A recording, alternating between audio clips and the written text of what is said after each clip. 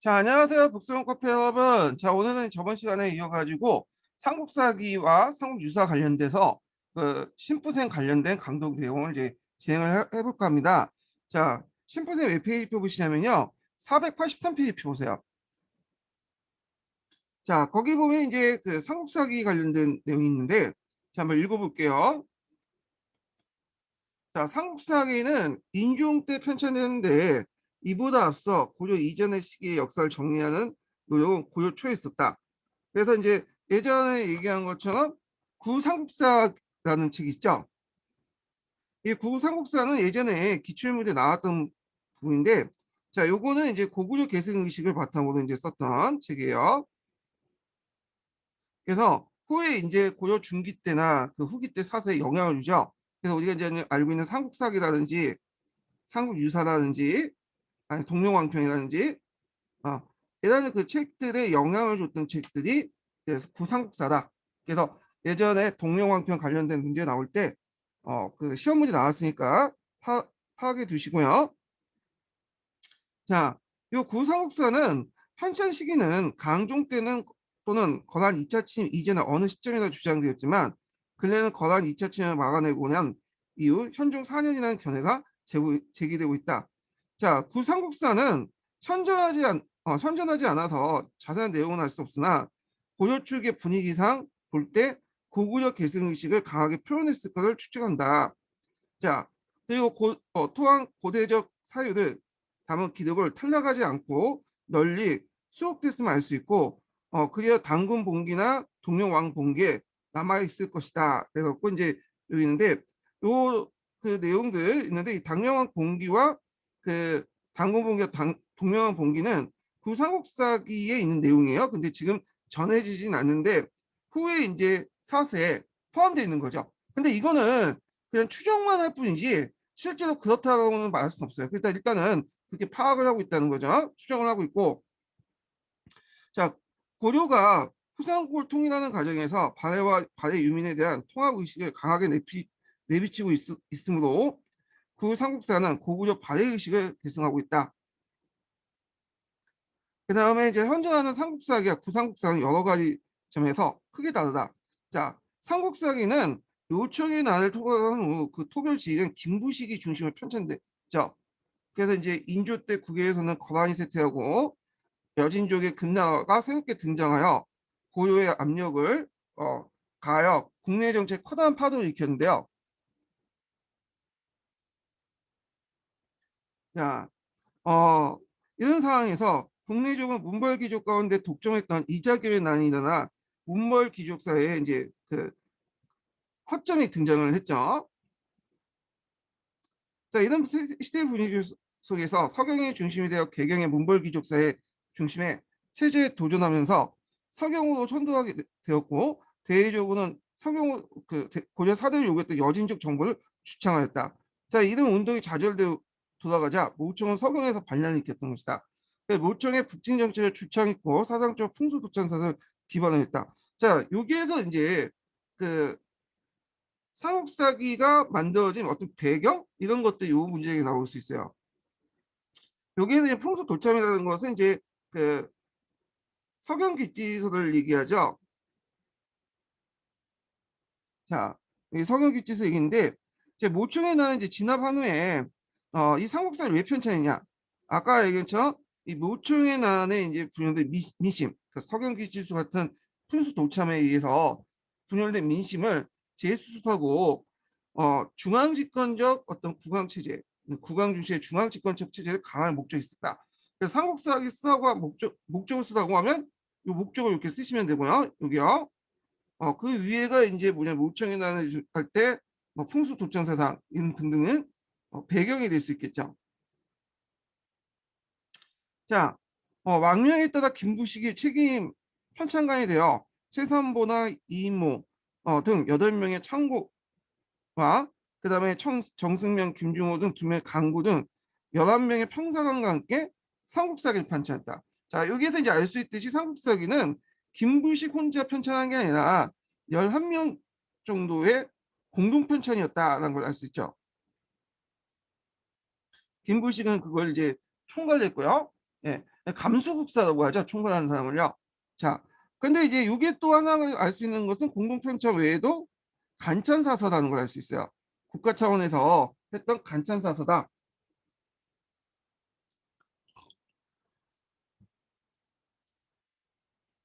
자, 김부식은 당시 고령이므로 나머지 10명의 편사가 아닌 편찬의 주역이 되었을 것이다. 그렇지만 김부식은 사료의 선택과 각권의 계획, 각 학문의 서문, 인물 평가 및 논찬에 대해 직접 관여했거나 서술했을 것이다. 자, 그래서 이제 11명의 공동 편찬을 했어도 김부식이 주도를 했기 때문에, 기획을 했기 때문에 김부식의 어떤 의지가 많이 반영이 됐고, 특히 제일 중요한 게 여기 평가와 논찬 부분 있죠. 네, 평가와 논찬 부분은 직접 관여했다. 그러니까 이제 전체적인 어떤 사론의 방향은 김부식이 잡았다. 이렇게 이제 보시면 돼요. 따라서 삼국사기는 김부식의 영향력을 그의 주도에 편찬됐던 걸 알 수 있다. 자, 그리고 인조 23년 삼국사기가 완성되는데, 자, 요게 이제 예전에 한번 시험 문제 나왔던 거죠. 우리나라의 현존하는 가장 오래된 사서다. 그래서 삼국사기의 의의를 이제 볼 수가 있죠. 자, 그 다음에 이제 삼국유사에 관련된 내용이 또 나와 있어요. 그 삼국유사 같은 경우에는 이제 그 시대적 상황이 삼국사기가 쓰여진 인종 때와 좀 달라요. 삼국유사는 여러분도 알다시피 가진산판의 일연이라는 승려가 그 저술을 했죠. 그래서 이제 여기 밑에는 이제 일단 가진산판 이전에 대한 쭉 설명이 돼 있고요. 그러면 이 사람이 삼국유사를 쓰여질 때가 언제냐면 대몽항쟁이 계속됐던 뒤에요. 그러니까 어느 정도 대몽항쟁이 이거 일어나고 그다음에 어느 정도 끝날 때 요 정도거든요. 그러니까 이제 이때는 일단은 대몽항쟁의 과정에서 일동산방 의식이 형성되고 우리라는 민족이라는 의식이 형성이 됐죠. 자, 그리고 종전에 기층 공동체가 이제 파괴가 됐어. 전쟁하는 과정에서. 그래서 예전에 내려왔던 민담이나 신화, 선화 이런 것들이 전승이 잘 되지 않은 상황이었어요. 그래서 이제 그 삼국유사는 쓴 이전은 이게 안타까운 거야.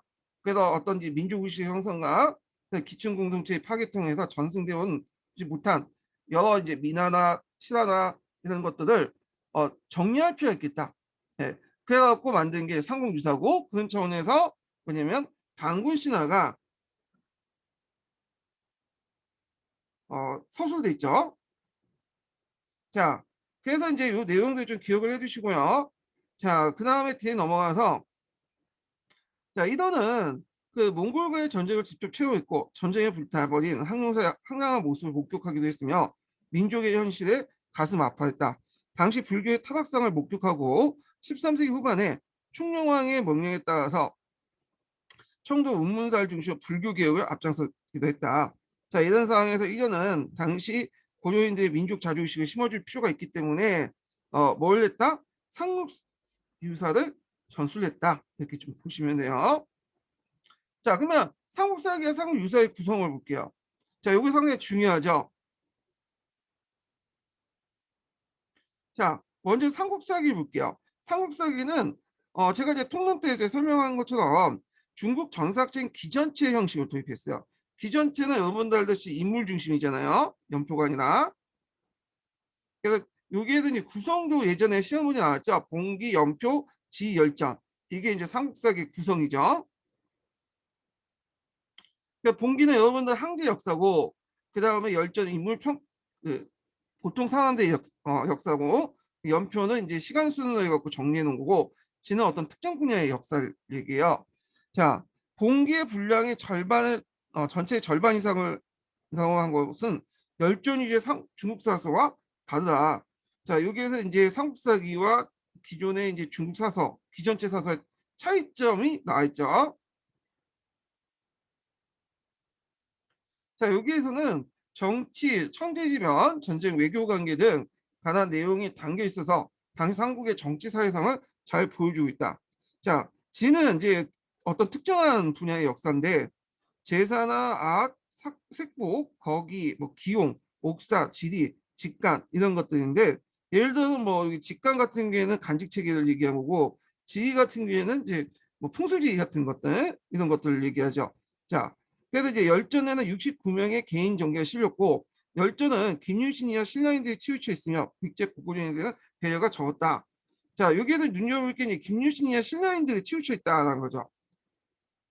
참고로 이 김유신은 상당히 내용이 많아요. 열전 내용에서. 아마 이제 그 김부식이 집안 자체가 김유신 쪽의 경제계통의 이제 그 집안이기 때문에 김유신에 대한 자료를 많이 가지고 있을 거라고 보고 있어요. 근데 이 백제 고구려인의 열전은 별로 없어. 그리고 심지어는 본계에 있는 내용을 떼다가 그냥 백제 그 한인물에 대한 열전을 만드는 경우도 많았거든요. 근데 이건 배려가 적었다고 이렇게 나왔지만 실질적으로 학자들이 보기에는 배려가 적은 것보다는 남아있는 사료가 없었다고 보시면 될 것 같아요.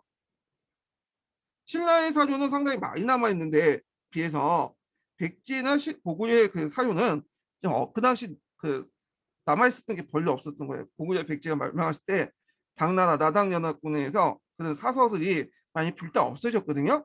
그래서 이제 삼국사기에 썼던 그 김부식조차도 백제 고구려 관련된 사료가 너무 없어서 그 어려운 점을 토로한 내용을 그 삼국사기에서 적어놓은 게 있어요.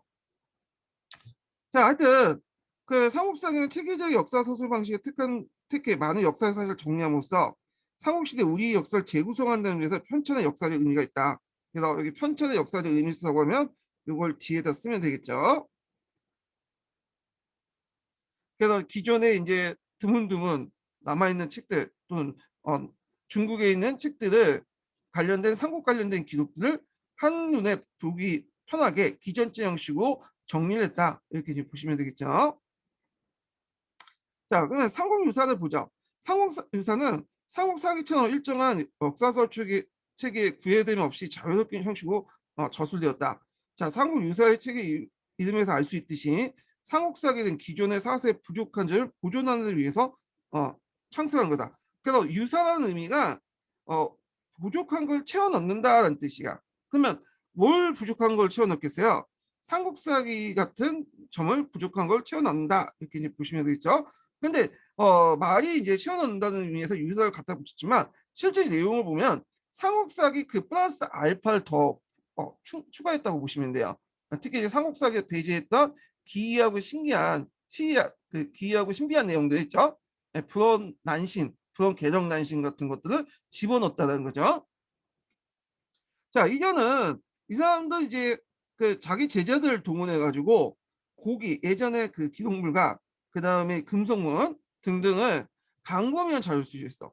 그래서 또 중국 측 자료도 많이 수집을 했고요. 그 다음에 자신이 이제 보고 직접 발굴한 민간 전승까지도 그 수많은 전설들을 주요 또 자료를 제시했다는 거죠. 자, 상해유사는 특정한 어떤 체제를 구성하지 않아요. 특정한 서술 체제가 있는 건 아니에요. 예. 그래서 이거는 예전에 말한 것처럼 어떤 특정한 서술체가 아니라 그냥 상호유사에 썼던 이전에 자기 생각대로 이제 정리를 해놓은 거라고 보시면 돼요. 그래서 이제 뭐 공무원 시험에서는 기사본말체 유사체라고 얘기하지만 엄밀히 말하면 또 기사본말체도 아니에요. 예. 그럼 이제 볼게요. 자, 여기 보면 이제 1번은 왕령편. 이 왕령편은 삼국사기 때 삼국의 그 왕들의 편령들 같은 걸 거죠. 정리했고 난 가야 왕들 편년 몇 년 몇 년까지 지기했다는 걸 정리한 거고, 자 기입편인데 요 기입편은 이제 그 상당히 중요하죠. 예. 1권이 기입편이고 2권도 기입편은 이제 구성으로 두 개가 구성됐어. 1권은 반 정도 기입편, 그 다음 권에 또 기입편이고. 자, 이 기입편 서문이 예전에 시험 문제 나왔어요. 예, 기입편 서문이. 그래갖고 이제 이 기입편 서문을 한번 제가 그 기본 강의 내용에서 한번 찾아서 볼게요.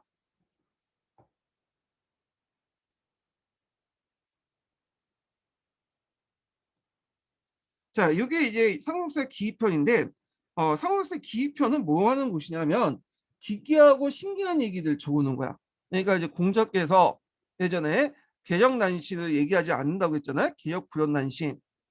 그래서 삼국사에선 신기하고 기이한 얘기들은 제외시켰는데 여기에선 집어넣었어. 예.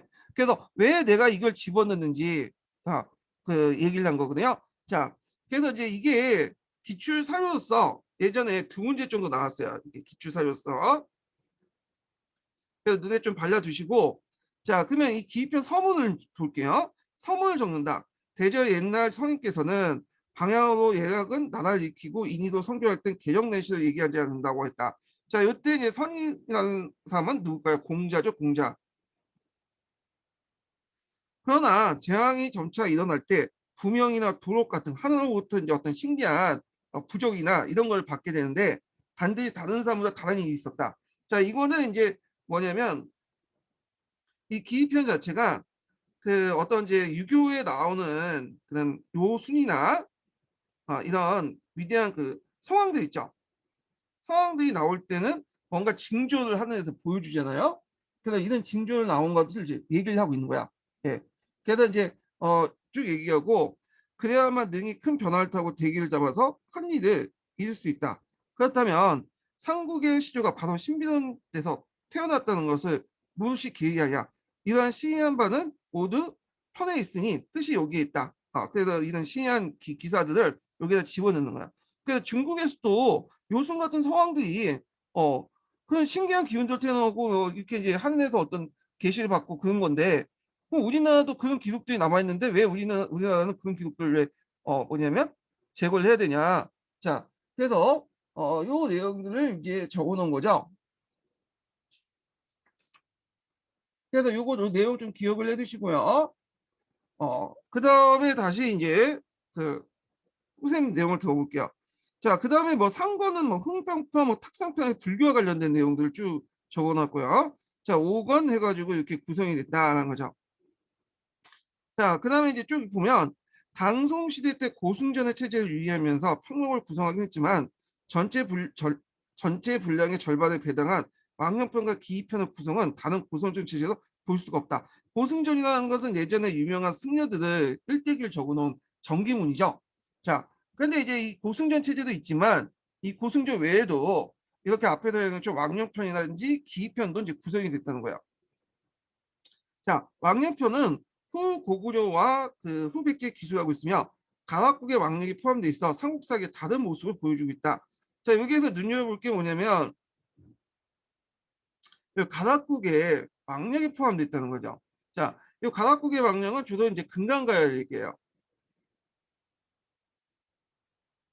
그래서 이제 그 당시에 가락국기라는 책이 있었어요. 가락국기. 지금은 존재를 하지 않고 있지만 가락국기라는 책이 존재를 하고 있었다는 거죠. 이 가락국기는 금강가의 역사를 정리한 책이야. 예. 그래서 이 가락국기를 여기다가 삼국유사에다가 집어넣었다는 거죠.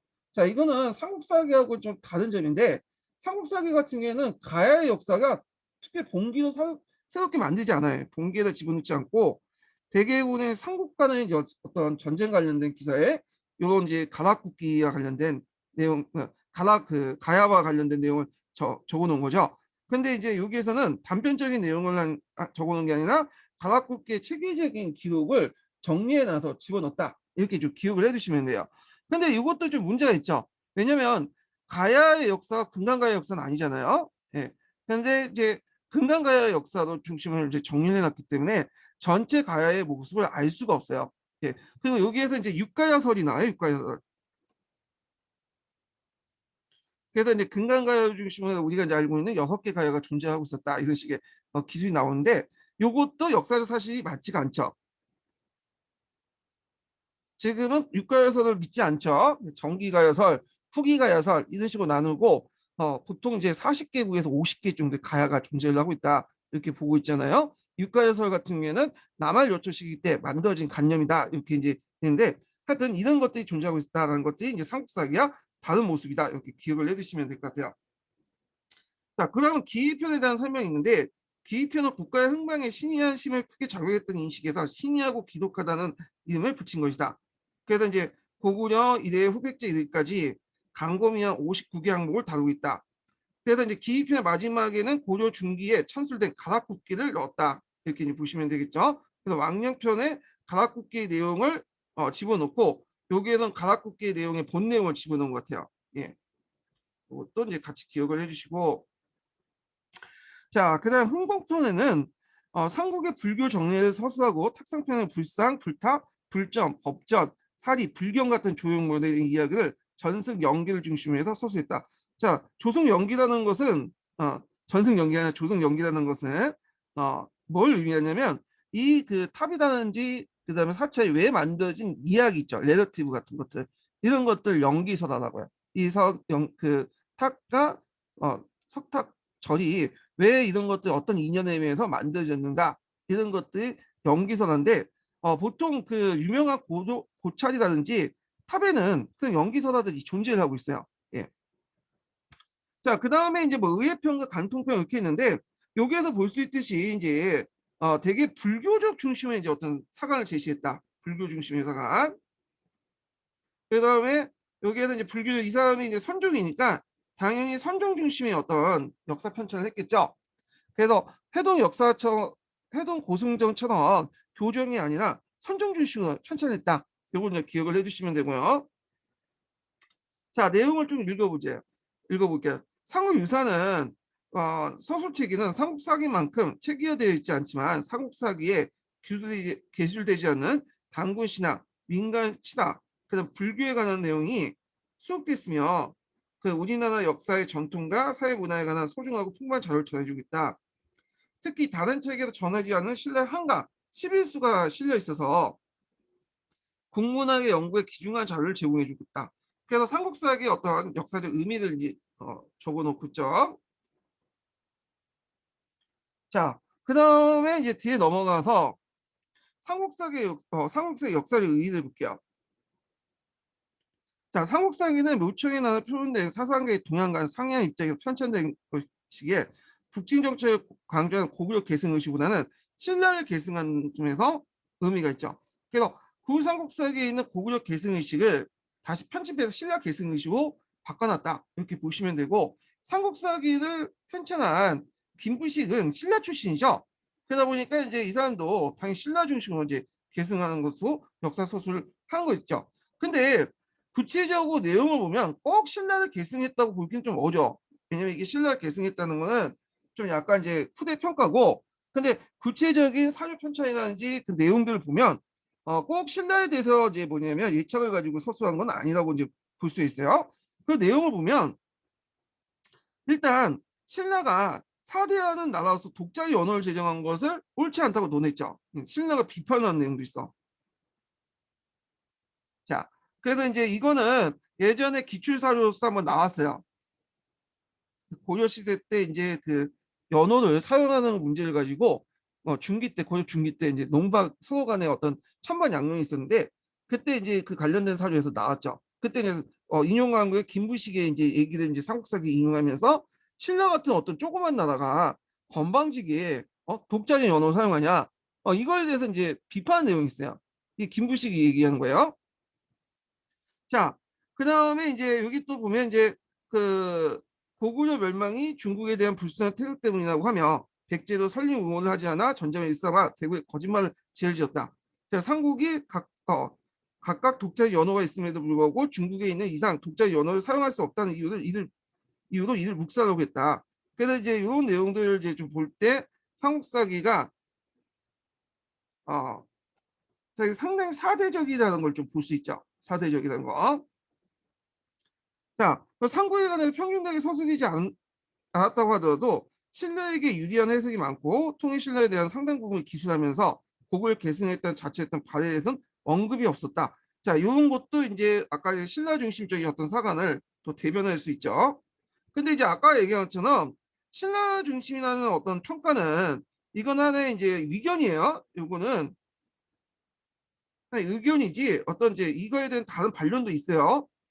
예, 예, 신라 계승했다는 점에 대해서 그냥 의견이고 그 반론들이 이제 볼 때 구체 내용에 대해서 이제 반론을 하는데 여기는 이제 그 뒤에도 좀 나와 있는 것 같긴 한데 일단 이제 신라나 백제나 고구려나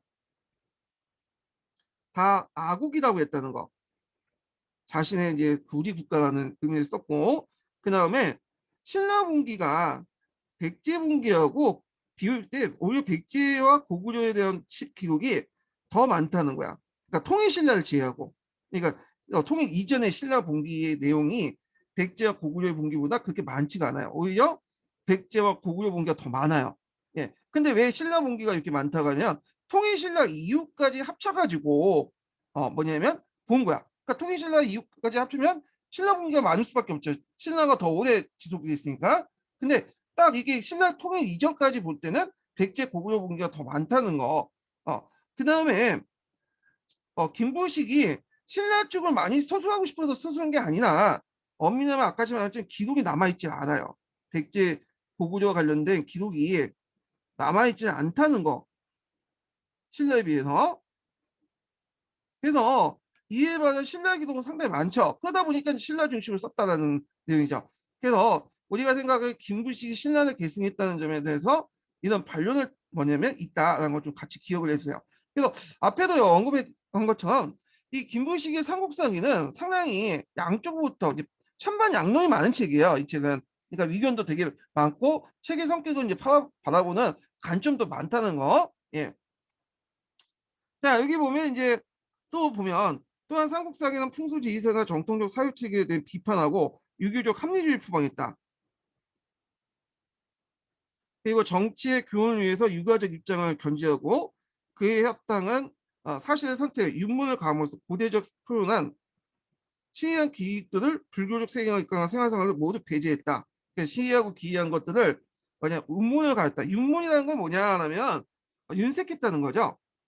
예를 들어 갖고 동명왕평에도 보면 상호명 유사에도 보면 동명왕 동명왕에 관한 기록이 남아 있어요. 그러니까 구삼국사의 동명왕의 기록을 배제한 건 아니에요. 근데 기록은 했지만 동명왕편처럼 이게 뭐랄까 원래 남아있는 기록들을 그대로 실어놓은 게 아니라 윤문을 한 거죠. 유교적으로 꾸며놓은 거 합리적인 표현으로 이런 식으로 이제 뭐냐면 했기 때문에 원래 기록을 왜곡시켰다. 그래서 그 안에 있는 담고 있는 고대적 사유를 포함된 시의한 기록들을 배제시켰다. 이렇게 이제 비판을 하고 있죠. 요 관련된 내용도 예전에 동명화편 관련된 내용 할 때 나왔죠. 자, 그다음 신화에 대한 비판 정신이 결과적으로 단군 조선을 삭제하게 만들었고, 예, 물론 여기에 대한 비판도 있겠죠. 왜냐하면 삼국사기는 삼국사만 기록한 단대사예요. 그러니까 당연히 단군 조선을 기록할 이유가 없겠죠. 통사가 아니라 당대사기 때문에. 그래서 그런 이유로 이제 뭐냐면 기록하지 않는다는 그 또 반론도 있어요. 자, 무진불신이라는 증거주의의 정신은 사만의 역사를 매몰시킨 결과가 같다. 예, 요것도 마찬가지로 이제 뭐냐면 단대사이기 때문에 우리가 이제 그 신라 그 이전에 삼국 이전에 사만에 관련된 역사를 기록할 필요는 없겠죠. 뭐 이런 반론도 있어요. 그래서 이제 기록에는 연표에는 기자조선과 응만조선 실제로 가볍게 언급했고 박격거세가 신라 건국을 국사의 실발점을 전국적으로 인정했다는 거.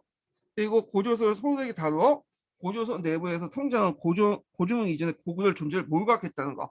그러니까 이거는 이제 고조명 이전에 원고조라는 게 있죠. 구조국이라고 하는 그 맥족이 세운 나를 중심으로 한 연합 형태 이런 것들을 이제 그 저술하지 않았다는 거. 그래서 이제 결국 그는 유교적 문명국가 단계로부터의 역사를 기술한 것이고 그 이전에 한민족의 고유 문화 서술 대상을 제시시켰다.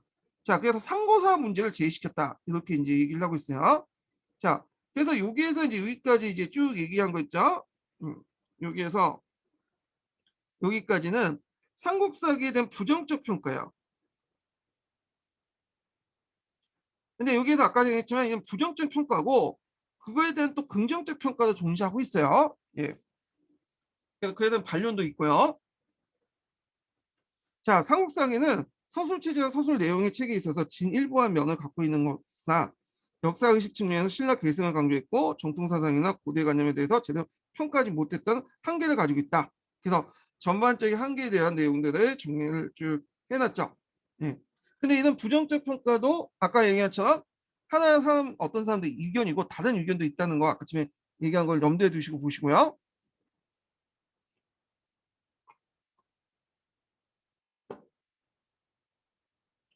자, 그래서 예전에 그 2년 전이죠. 2년 전 삼국사기와 구삼국사기의 어떤 비교하는 문제가 나왔어요.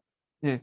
근데 이제 그거에 대해서 이제 어떤 분들은 앞에 있는 부정적 평가를 비교하면서 넣으면 되지 않느냐 하는데 그거는 좀 약간 위험해. 왜냐면 아까 얘기한 것은 그냥 삼국사기의 이제 어떤 부정적 평가뿐이지, 요거에 대한 반론이 존재하기 때문에 요 내용을 쓰면 안 돼요. 만약에 비교해서 문제를 쓰면. 예. 그래서 이제 확실한 건 여기에서는 이제 대부분은 그 정통 사상이나 고대 관념에 대한 평가를 제대로 못했다는 거, 신라 계승을 강조하지 않았다는 거, 요런 총체적인 내용만 쓰시면 될 것 같아요. 그러니까 위에 있는 것처럼 뭐 구체적인 내용들을 쓰시기는 좀 그렇다 그거죠. 예, 이건 기출문제 분석을 할 때 제가 그 분석 내용을 적어놨으니까 한번 파악을 해두시고요. 자, 그러면 이제 내용을 좀 보면, 반면에 이어는 삼국유사의 신이한 내용을 수록한 것은 유교적 합리주의 사관에 대한 비판 의미를 갖는다. 자, 이전은 원나라 간섭기를 받으면서 문화적 위기의식을 느꼈고, 아까 이제 원나라 간섭을 받으면서 이제 문화적 위기의식이라는 것은 기층 공동체 파괴, 그러니까 원나라 풍습의 유행, 뭐 이런 걸 좀 볼 수가 있어요. 그래서 우리 문화를 지키자, 그런 측면에서 당군의 고조선부터 시작돼서 한국 고대사를 세워 우리의 역사를 자주성을 강조하기 시작했다. 자, 이거는 우리 역사의 이제 그 정통을 불교 신앙으로 중심으로 파악을 하고 있는데, 시의적인 어떤 설화와 불교의 연호선을 많이 수록한 것은 상호 유수의 두드러진 특징이다. 또 불교적 세계를 통해 기층 문화에 대한 기록도 많이 남겼죠. 그래서 단군이나 기자, 위만, 그리고 사만의 역사를 재구성하여 상고사 시각을 넓혀줬고요. 상고제왕대 위협을 가시하여 이단의 작사 태도가 불교적 세계와 머물지 않는 걸 보여준다. 그래서 그 당시에서 삼국사기에 많이 빠져있는 이 상고사 부분을 많이 집어넣었다는 거. 삼국사기는 다른 역사의식을 소지하고 있었기에 고대 사회 체계가 다르게 제시됐으며, 모아진 자료도 지배층의 중심, 유교적 가치를 강조하는 것이 아니라 불교 내지 또 민간신앙, 기충문제에 대한 것이 다수였다.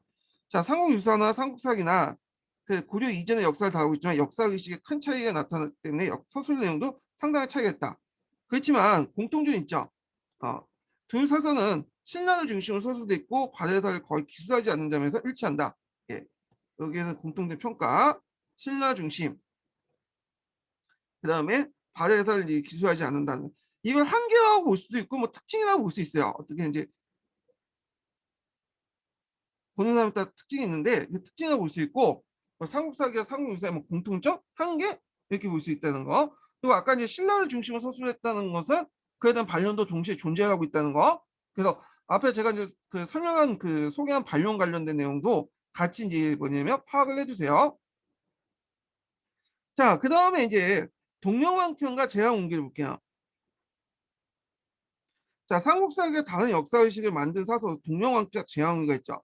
자, 동명왕편은 명종 20년에 이규보가 만들었어요. 그래서 이규보가 이제 고구려 건국사를 재인식하여 민족적 자부심을 일깨우고 강력하게 정치 윤리를 강조하는 읊은 서사시다. 자, 민간에 떠드는 동명왕의 건국사를 오원시체로 재구성해요. 그래서 운문 형태로 만들었다고 했죠. 알기 쉽게. 자, 형식은 어, 유교 사서의 체제와 거리가 멀다. 그다음에 이것은 이제 구삼국사를 대본으로 하여, 요거 예전에 기출문제 나왔죠. 구삼국사. 자, 민중사회에서 구현되는 선언을 정리함으로써 고구려의 계승을 한 고려의 기원을 신성한 것으로 인식했다는 점에서 자주적인 어떤 그 문화 의식의 근저로 자리 잡고 있다. 이렇게 이제 보시면 되고, 자, 제왕기는 삼국유사와 거의 같은 시기인 충렬 13년에 이승효가 이제 저술을 하는데, 민족 시조의 단군에 대한 강조와 발해 서술이 돋보였으며 우리 역사를 중국과 대등하게 파악하면 자주성을 보일 수 있다. 그래서 제왕홍기도 구삼국사의 영향을 받아 쓰였다. 그래서 상권의 오원시 형식은 중국의 역사를 서술하고요. 하원에는 치던시로서 전조선, 후조선, 이만조선, 삼국 및 그 사국 및 사만, 삼국 후고구려 후백제 발해 역사를 서술했고, 오원시는 고려 건국의 충녕왕 때 고려사를 기술했다. 그래갖고 이제 상고는 제왕의 역사,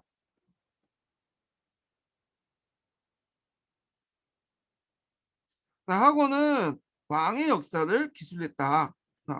그래서 이제 이런 측면에서 볼 때는 이제 제왕의 역사를 기술하기 때문에 사대적이라는 의미도 있을 수 있지만, 동시에 왕의 역사, 우리 역사를 기술했기 때문에 민족의 역사로 볼 수 있죠. 그래서 어, 제왕을 쓰고 그 다음에 그에 맞는 우리나라의 어떤 왕의 역사를 같이 쓴 거야. 그래서 중국의 역사, 우리 역사를 비등하게 봤다는 거죠. 그러면서 나름대로 민족 의식을 또 표출했는데, 근데 그 당시에 이게 사대의 역사를 강조할 수밖에 없는 것이 우리 민족의 역사를 강조하면서도 그 제왕의 역사인 사대 역사를 이제 사대주의적 성격을 볼 수밖에 없는 것이 그 당시에 이 재성 이순신이 살았던 시기를 좀 봐야 돼요.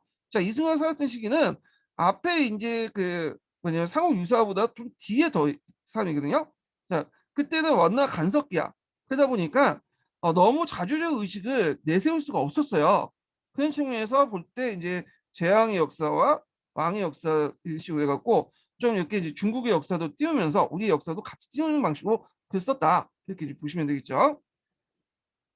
자, 제왕기도 이제 앞에 있는 동료왕천전 시의 형식, 운문 형태로 돼 있죠. 그런 문학사인 까닭에 정거 인용이 미흡했고, 그러니까 어디 근거에서 썼다는 것이고, 이제 사유의 신비성 자체가 좀 미흡했지만, 가능한 문헌에 의거한 역사 소수의 객관성을 높이려고 했다. 예. 그래서 분명한 근거는 제시하지 않지만 일단은 그 당시에 유행했던 이제 남아있던 책들을 끊어다가 썼다는 거죠. 근데 미행은 아까쯤 얘기했지만 어떤 책에서 썼다는 걸 이제 인용을 하진 않았죠. 명시하지 않았죠. 자, 고대 국가 창업주의 위협을 창명하고 유교 불교 문화에 대한 정통에 대해서 분영을 가지고 소개하고 있다. 처음으로 우리나라 역사를 하나의 통사체계 속에서 쓰는데 큰 의미를 부여했었다. 요게 이제 볼 수가 있죠. 의미. 이거는 이제 뭐냐면 상국유사나 삼국사기는 이 서술할 때가 어디예요? 삼국사기는 단대사고 삼국유사는 상고사부터 해갖고 그 밑에 후삼국 시대까지 이렇게 이제 했는데 현대사를 근현대사를 저술하지 않았어요. 근데 여기에서 보시면 알겠지만 여기는 고려 건국부터 해서 충녕부터 고려사까지 저술했잖아요. 그런 면에서는 이제 단대사가 아니라 통사 위주예요. 예. 그래서 우리나라 역사를 하나의 통사체계 속에서 최초로 기술했다는데 의미가 있다는 거죠. 첫 번째고. 자, 두 번째 의미는 고려 시기 역사서 가운데 중국사에 가장 많은 정보를 제공할 책이다. 네. 이게 또 이게 의미라고 볼 수는 없는데 하여튼 여기 여기 적어있으니까 하여튼 의미라고 보시면 되겠다. 대신 의미라고 보시면 될 것 같아요. 하여튼 자, 하여튼 이게 뭐 한계일 수도 있는데 해석했던 의미일 수도 있겠죠. 자, 그래서 이제 중국 역사책에 여기 적어놨는데 아까처 말한 상권에 중국 역사를 적어놨다고 했죠. 그거는 그 당시 이제 재홍기에 썼던 이승우가 살았던 당시에는 원나라 몽고족의 눈치를 볼 수밖에 없기 때문에 이렇게 적어놓은 거예요. 자, 그 고려시기의 삼국사기와 삼국유사는 대표적인 역사서였지만 급하게 다수의 역사서를 만들었다. 그러나 역사 서술 형식의 다양성이 보이며 역사 의식 측면에서 상당한 차이가 있다. 자, 우리나라 정통에 대한 이해, 상국에 대한 계승 의식 측면에서 큰 차이를 보인다. 이렇게 이제 보시면 될 것 같고요. 자, 그래서 이제 여기 이제 삼국사기, 뭐 삼국유사, 제왕, 동명왕평 관련된 내용들 쭉 있는데 요 부분은 시험 문제 자주 나오는 부분이니까 요거 전체적으로 다 파악을 해주시고요. 그다음에 그 뒤에 제가 이제 강동을 하지 못했지만 그 사료 관련된 내용이 있어요. 주요 사료들, 요 사료들로 파악을 해주세요. 자, 그다음에 잠깐 이제 여기 그 여기 이거는 각자 읽어보시고 삼국유사 관련된 내용은 자, 그러면 다시 통론 관련된 내용을 이제 보죠. 자, 통론 보면 이제 새 문화의 새 경향 같은 게 있는데 요거는 문학사나 이런 데서 강조되는 부분이긴 한데 역사에서는 나오지 않는 부분이니까 그냥 건너뛸게요. 경기체가 등 있고 이건데 쭉 넘어가고 자, 예술 활동을 좀 볼게요. 예술 활동. 자, 여기 예술 활동인데 여기에서는 이제 주로 목조 건축물이라든지 석조 건축물, 그다음에 뭐 서예, 이런 것도 있는데 이런 것들은 이제 한능검이나 이런 데서는 좀 나오는 부분이고 예전에 한번 고조사 이제 나올 때 아니, 고대사죠. 고대사 관련된 내용 나올 때 탁 관련된 양식 중에 한번 언급되는 게 있어요. 그래서 이 부분은 한번 이제 강독하고 넘어갈게요. 자, 그러면 이제 요거 보기 전에 이제 교과서에 있는 내용을 좀 볼게요. 44페이지 먼저 볼게요.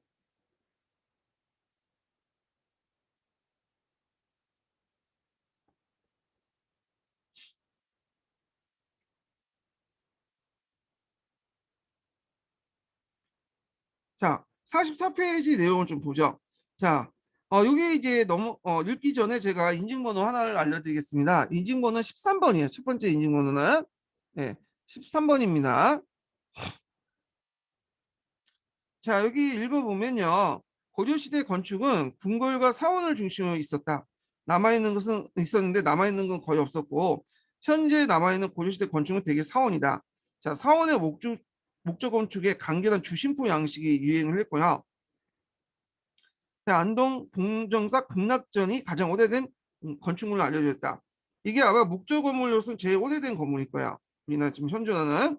그래서 안동 봉정사 극락전 관련된 내용도 이제 시험에 나오니까 좀 기억을 해두세요. 이게 한능검에서 자주 언급돼 있더라고요. 자, 그리고 영주 무속사 그 무량수전가 요 옆에 있죠. 무량수전 관련된 건물. 그다음에 예산 수덕사 대웅전이 단아하며 세련된 아름다움 보여주고 있다. 자, 고려의 시대의 석탑은 신라 양식을 가미하면서 그의 독자적인 조형 감각을 강미하여 다양한 형태로 제작되는데 다각 다층창이 많아요. 그래서 우리가 보통 신라탑 같은 경우 3층탕이 많죠. 근데 여긴 다각다층창이 많다는 거. 그 안정감은 부족하지만 자연스러운 모습을 띄었다. 그 다음에 원간석기 때 예전에 얘기한 이제 남학의 영향을 받아서 개성에 있는 경천산지 10층 석탑이 만들어졌죠. 그래서 이제 이런 것들 이제 기억을 해두시고 이게 원각사지 성탑에도 영향을 줬다. 이렇게 이제 보면 될 것 같아요. 그러면 여기에서 이제 어, 어, 여기에서 이제 주심포하고 다포 양식에 대해서 좀 얘기를 해볼게요. 자, 여기 보면 이제 주심표 다포 양식에 관련된 내용도 있는데 공포회가 어디 몇 개인이냐에 따라 차이가 있는데 공포라는 건 뭐냐면 요걸 얘기해요. 요거. 그래서 이제 기둥을 위에 있을 때 지붕과 연결하는 그런 부분들 얘기하는데 이게 공포가 기둥 위에만 있으면 이건 뭐가 되냐면 이거는 주심포 양식이 되는 거야. 공포가 기둥 위에만 있고 근데 다포 양식은 공포가 기둥 위에만 있는 게 아니라 요 중간에 요 중간중간에 공포가 있어요. 이런 것들이 여기만 있는 게 아니라 이렇게 중간중간에 있어. 이런 것들이 다포 양식이야. 자, 그러면 왜 이런 그 주심표 양식에서 이렇게 다포 양식으로 바뀌냐? 원래 처음에 주심표 양식에서 다포 양식으로 바뀐 이유가 뭐냐면 주심표 양식 같은 경우에는 그 지붕이 그렇게 크지가 않아요. 예. 그러다 보니까 하중이 적을 수밖에 없겠죠. 그러니까 이제 공포도 기둥 위에 하나만 두는 거야. 자, 근데 궁궐같이 큰 거 있죠. 예를 들어서 이제 경복궁의 긍정전 같은 큰 것은 일단은 이제 그 지붕을 밑에서 짜 맞춘 다음에 위에 올리고 나서 그때 지붕을 만들 때 지붕을 이제 올려놓으면서 이제 받쳐줘야 될 거 아니에요? 그러면 중간에 그 큰 지붕을 하중을 건드리기 위해서는 중간중간에 이런 공포들을 놓을 수밖에 없어요. 그래서 하중을 분산시킬 수밖에 없겠죠. 자, 그래서 이렇게 이제 뭐냐면 하는 것이 다포양식이다. 그래갖고 이렇게 이제 그 주심포 양식과 다포 양식의 특징이 이렇게 좀 기억을 해두시면 될 것 같고, 자, 그 다음에 이제 여기에서 이제 배울림 기둥하고 미등 기둥이 있는데 배울림 기둥은 어 기둥의 가운데 불룩하게 안정하게 보는 거야. 기둥의 굵기가 일정할 경우에 착시 효과의 가운데 오목하게 보이고 한다. 자, 그래서 이제 무슨 얘기냐면 보통 이렇게 이제 기둥을 만들면 이제 어떤 문제점이 있냐면 밖에 이제 봤을 때 이 기둥이 이렇게 보이는 게 아니라 오목하게 이렇게 보여. 그러니까 이 기둥을 이런 식으로 좀 두툼하게 이렇게 통통하게 만드는 거야. 그러면 밖에 봤을 때는 이 기둥이 이렇게 보여. 음. 이런 착시 효과를 이제 뭐냐면 방지하는 것도 있고 기둥이 약간 통통하게 만들면 하중도 잘 건들 수 있겠죠. 예. 이런 것도 이제 뭐 감안을 해갖고 만든 것이 베올린 양식, 벤타시스 양식이라고 하죠. 우리가 이제 파르탄 신전 양식도 요 베올린 기둥 양식에서 만든 거예요. 그다음 미돌린 같은 경우 아래로 내려가면서 기둥이 약간 굵게 만드는 걸 이제 얘기를 하는 거고요.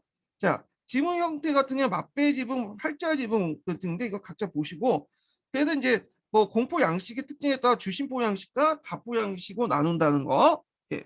그다음에 기둥도 배울린 기둥과 미놀린 기둥 두 가지 기둥이 있었다. 요거 좀 기억을 해두세요. 이게 한능검에서 나오는 문제이기 때문에 한번 수능에서도 다룰 수 있는 문제 같아요. 자, 수능이 아니라 그 인고에서도요. 자, 그 다음에 불상과 불화를 보면요. 고려시대 불상은 시기의 지역에 따라 다양한 모습을 보여주고 있다. 고려 초엔 대형 철불이 유행했으며 논산의 간촉사 석조 미륵복사 입상이나 안동의 이천 도대 마의 열애 입상 등 거대한 불상이 조성되고 있다. 그 다음에 불교 탱화인데 불교를 주주로 하야편은 부다가 있는데 이걸 불교 탱화라고 하죠. 이 불교 탱화는 아니, 그 고려의 탱화는 되게 유명해요. 예.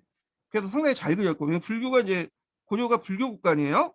자, 그래서 부다에는 천이나 종이에 그려 벗에 그린 탱화, 그래서 벗에 그린 벽화 등이 있는데, 자, 그 여러 가지 이제 벽화들이 존재했다는 걸 좀 기억을 해두시고, 그냥 불교 경전을 필사하거나 인사할 때 경전 내용을 알기 쉽게 그림으로 설명 사경화도 유행했다. 근데 안타깝게도 이런 많은 부하들이 탱화들이 그 어디에 가 있냐면 일본에 가 있어요. 일본에 가 있어갖고 지금은 상당수가 유명한 건 다 일본에 있다는 거. 우리나라는 별로 없어요. 탱화들이. 자, 그 다음에 이제 이렇게 보면 건축 양식을 좀 볼게요. 천재교육에 있는 내용을 이제 좀 볼게요. 여기 천재교육은 좀 자세히 더 설명되어 있거든요.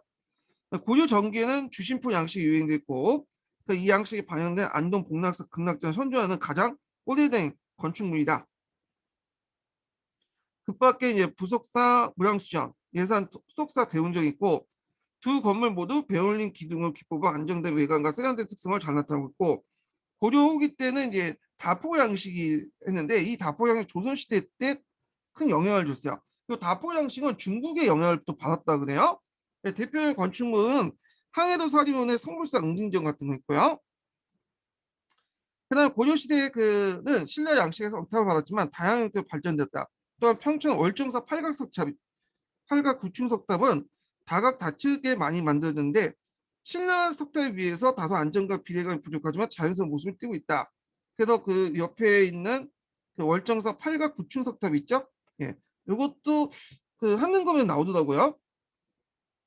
자, 고려 후기 때 개성 경청사지 10층 석탑은 원에서 원의 석탑을 계승한 곳으로 이러한 양식은 조선시대까지 이어진다. 그래서 요거 경영 10층 석탑인데 예전에 얘기했을 거야. 여기 밑단 4개의 단이 요 남아교 형태를 이어받았어요. 4개의 단이. 자, 그 다음에 이제 부여 무량속 5층 석탑은 각 지역의 과거 상고의 석탑을 계승한 곳이다. 자, 그 다음에 이제 승려의 사일론 승탑도 중요한 예술품의 하나이다. 그 여주 고달사지 승탑은 신라국의 정형적인 팔과 원탑형 모습을 계승한 걸작이다. 요것도 예전에 고달사지 승탑도 그 한능검에 나오더라고요. 예, 그래서 이제 이것도 뭐 영칭 정도만 알려두시고. 자, 그러면 통론 내용을 한번 읽어볼게요. 자, 고려국의 예술은 전반적으로 쇠퇴한 감이 있다. 정기에는 신라시대 때 발달했던 불교 예술을 계승하여 자목 의욕적인 작품을 만들어줬고 또 자기를 비롯한 공예 부분에서 새로운 경기가 개척되었지만 후기에 들어와서는 예술의 주인공이었던 문벌 귀족들이 몰락하고 불교에 있어서 선종풍이 유행되면서 예술은 퇴보의 길을 걷게 됐다. 선종 같은 경우에 조형미술을 별로 안 좋아하죠. 자, 그 다음에 이제 밑에 보면 이제 목조 건축물이 나오는데 어, 그 고려국의 목조 건축은 안동의 그 봉정사의 극락전 같은 거, 그 영풍 부속사의 무량수전, 조성당 이런 것도 있고 예산 수성사의 대웅전 뭐 등등 몇 개가 남아 있는데 현존하는 목조 건축으로 가장 오래된 것이다. 자, 이 가운데 가장 대표적인 것은 부속사의 무량수전이죠. 그래서 이제 이거는 앞에서 언급한 것처럼 그 고려시대 목조 건축 일반적 양식은 주신포 양식에 주축되었으며 간결하고 조화된 모습을 보여주고 있다. 반면에 이제 성황새 응진조는 원의 영향을 받아서 다포 양식의 중화하고 장원 건축으로서 조선시대 다포 건축의 기초가 되었다. 그래서 이 다포 양식은 고려의 양식보다는 원의 영향을 받은 거예요. 원의 양식. 자, 그 다음에 이제 고려국의 석조 건축은 승탑과 부도가 있는데 대개 이제 사리탑이라 보시면 돼요. 승려가 죽었을 때 그 사리를 복원한 그 탑이고요. 그 다음에 이제 그 밑에 보면 이제 경층사 10층 탑 있죠. 개성에 있는 경층사 10층 석탑이 있고 이거는 원나라 양식을 영향을 받은 거고 이게 나중에 이제 그 경층사 10층 석의 원나라 양식에 영향을 받은 이색적인 석탑 형태로 조선시대 세종 때 세워진 원각사지의 원형이 됐다. 예. 그래서 원각사탑의 원형이 됐다. 예, 원각사탑의 사지라고 되어 있는 게 탑이죠. 예. 자, 그다음에 뭐 서예는 각자 읽어보시고 회화 같은 경우에는 어, 오늘날 전해지는 게 그렇게 많지가 않아요. 다만 이제 그 공민왕이 그렸다는 천산대로도가 있어요. 자, 이 천산대로도는 한번 여러분들 그 인터넷 한번 찾아서 보세요. 예. 그래서 이제 그 당시 학풍을 이제 보여주고 있는데 원대 북하의 그 영향을 받았다고 이제 영향을 받아 필치가 그 뚜렷하고 이제 표현이 뚜렷하고 표현이 세밀한 점에서 특색이 있고요. 그 다음에 이제 고려국에 그려진 많은 불화. 예. 이 불화 같은 경우에는 이제 뭐냐면 그 일본에 흘러갔는데 이게 일본에 흘러간 게 아까쯤에 얘기를 안 했는데 임진왜란이나 남한 여초 시대 왜구들 있잖아요. 왜구들이 약탈을 갔어. 이거 약탈문인데 이미 이제 오랫동안 시간이 흘렀기 때문에 일본이 이제 일본 그 정부에 소용을 됐죠. 일본 나라에. 자, 하여튼 이 불화들이 오늘날까지 전해지고 있다. 네, 이렇게 이제 좀 보시면 되고요. 자, 그 다음에 기술학과 인쇄술을 이제 볼게요. 자, 요거 이제 46페이지 잠깐 펴보세요. 요거 읽기 전에 교과서 내용을 한번 읽어볼게요. 자, 고려 과학기술 발달을 보죠.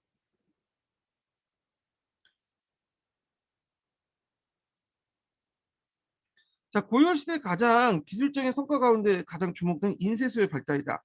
건한의 항쟁 과정에서 이제 초조대장경과 대몽항쟁기의 팔만대장경은 고려 목판 인쇄의 정수를 보여준다. 그래서 예전에 한번 팔만대장경 관련된 내용을 얘기했죠. 이 부분. 그래서 대장경이라는 것은 경, 율, 논 세 개를 말해요. 3장을.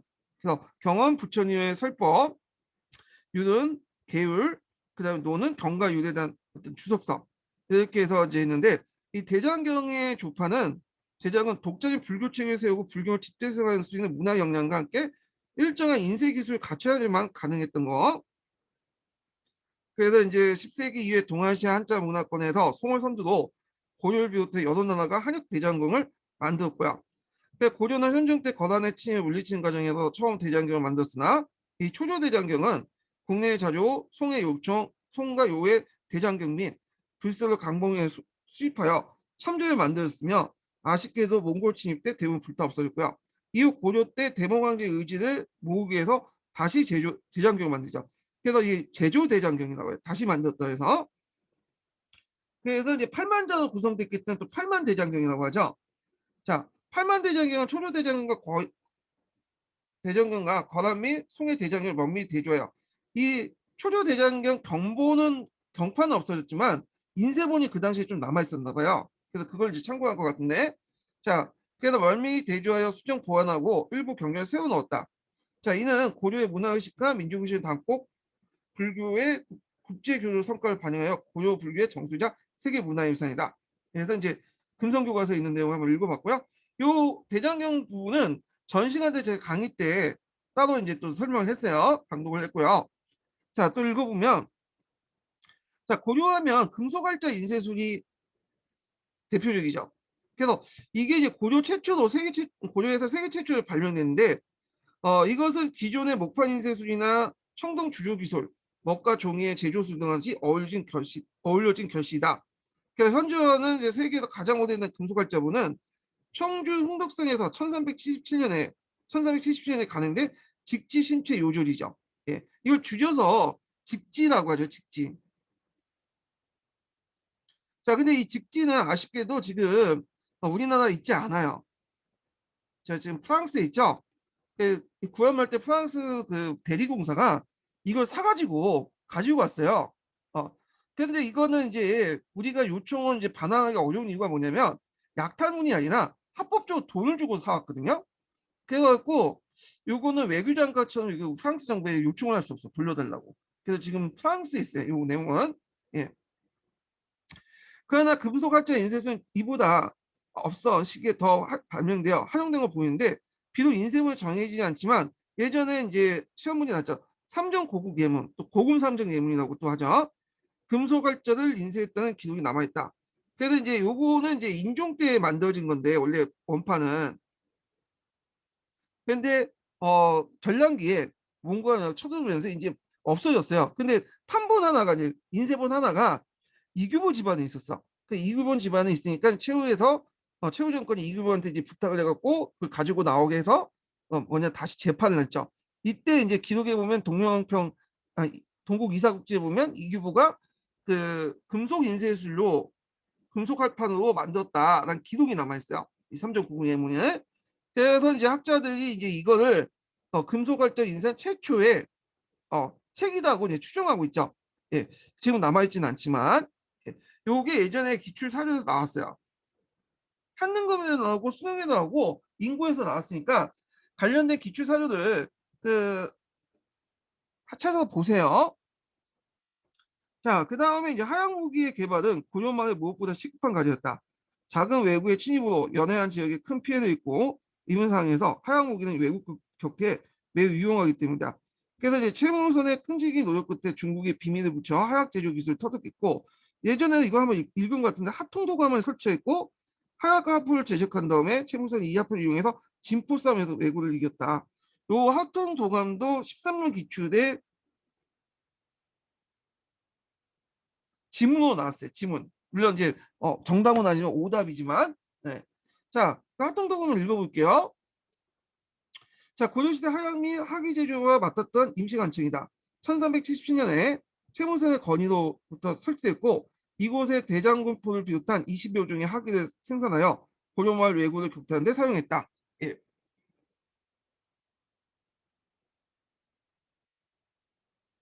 자, 그러면 이제 요거 관련된 내용을 한번 읽어볼게요. 한 통에서 있는 내용을 한번 읽어보겠습니다. 자, 고려시대 때 기술학을 잡하게 하여 천시했는데 이것은 숭유적인 당시 사회에서 당연한 일이다.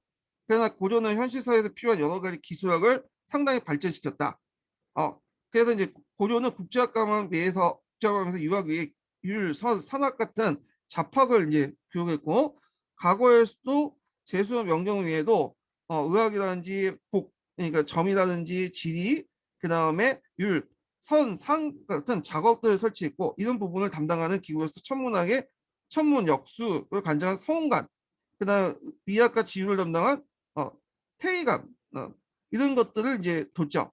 자, 그리고 고려시대는 천문 약국도 이제 발달됐는데 서원관에서 천문이라든지 역산, 역수 계산을 하죠. 왜냐하면 천문 형상 같은 게 수학적 계산이 돼 있어야 되잖아요. 일식과 월식 같은 걸 계산을 하고 자, 이런 천문학과 역의 계산법이 발달했다. 그래서 고려 천문관리는 천체 운영에 관측하고 그 결과 고려사 천문지식에 자세히 이제 수록돼 있고 거기에 과학적인 가치를 가진 천문학 관측도 있었고 그 다음에 이제 그 성점 그래서 그 벌점을라고 하죠. 그걸 이제 보고 목적으로 한 곳이 많았다. 특히 천인 가능설에 입각해서 이거 좀 기억을 해주세요. 요거는 동준서가 이제 이론적으로 확립한 거죠. 그래서 하늘의 어떤 것들이 인간의 행동을 하늘이 판단해서 벌 내린다. 그리고 뭐 칭찬을 내린다. 이런 것들을 이제 청인상설이죠. 상이 그러니까 인간의 행위를 그러니까 왕의 행위를 하늘이 보고 이걸 판단해 가지고 얘가 잘못했으면 그 제의를 내리고 그러니까 얘가 잘했으면 상승 기조를 보이죠. 자, 이런 것들이 청인상에서인데 이걸 청인상에 따라 이제 천변의 인간 활동의 홍계를 삼기 위해서 천문관측이 열심히 였던 것이다. 천문관측은 왕권의 어떤 정당성을 또 마련하고 이런 청인상을 통해 또 이게 하나 추가하면 그 당시에는 고려나 조선시대가 어떤 사회예요? 농경사회였죠. 농경에 필요한 거야. 절기를 알려면 그 천문 영상을 봐야 돼. 별의 움직임이라든지 이런 걸 통해서 절기나 날짜를 알 수 있어요. 예. 그래서 어떨 때 이제 추수를 해야 되고 어떨 때 이제 파종을 해야 되는지를 이걸 알기 위해서는 천문 영상이 중요했던 거죠. 천문학이. 자, 천문 가축은 정확한 역계산을 이제 목적으로 이루어졌으면 이에 따라서 고려시대 역법이 발달됐다. 처음 고려는 통일신라 시대 때 사용되기 시작한 당의 성명령을 그대로 계승하였는데 중국에서 이미 세역법이 사용됐으므로 고려는 그 정확한 역계산법을 알지 못해 오차가 생기게 되었다. 자, 이런 오차를 극복하기 위해서 고려는 많은 노력을 경주했지만 독자 역법을 만드는 데 이루지 못했고 충성왕 때 가서 원의 수신력을 받아대요.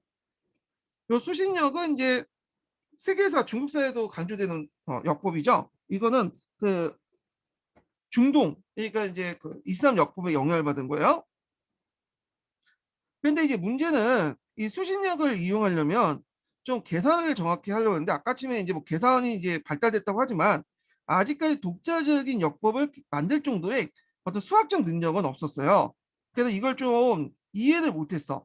그 이돌 교식이라든지 그러니까 이돌 그 하늘의 태양과 그다음 달에 이제 뭐냐면 그 교차 내용 이런 것들 그다음에 일식 월식 이런 것들 내용을 모르기 때문에 어 그대로 이제 성명령 방법을 그대로 이제 뭐냐면 받아 그 할 수 없이 이제 했기 때문에 예전에 있던 성명령 방법을 그대로 이제 뺏기거나 아니면 거기에다가 이제 뭐냐면 약간 이제 앞에서 언급한 수신력을 인용하는 식으로 해갖고 했는데 이게 이제 오차가 계속 생길 수밖에 없겠죠. 아까 제 잘못된 것들.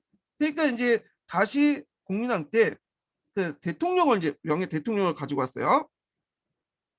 근데 이 명예 대통령도 오차가 계속 생겼어요. 예. 그래서 이제 나중에 그 오차를 뭐냐면 수정한 것이 뭐냐면 조선에 가서 이제 수정한 거죠. 그래서 조선에 가서 실정산을 이제 만들었죠.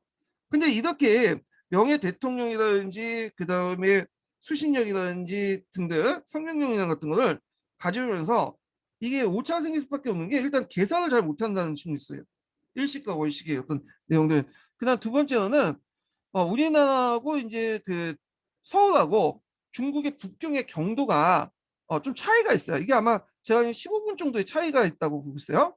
그래서 그러니까 이게 계속 일식하고 월식의 어떤 그 날짜나 시간이 안 맞는 거야. 자, 그러다 보니까 나중에 우리나라의 그 어떤 서울의 위치, 한양을 기준으로 해갖고 다시 중국의 역법을 참고한 것이 실정산이야. 그래서 이때 이제 오차는 어느 정도 커브가 됐어요. 자, 그래서 이제 이런 내용도 있고요. 자, 의학을 볼게요. 자, 의학에서는 학교에 의학 박사를 두고 과거에선 의과를 실시하면서 그 발달을 보게 되었다. 자, 특히 고려의 의학은 궁중의석의 의술의 태도에 벗어나 평민에 위한 의술 개방을 한다는 점에 큰 의미가 있다. 이게 이제 되게 중요한데 이걸 무슨 운동이라고 하냐면 항약 운동이라고 보시면 돼요.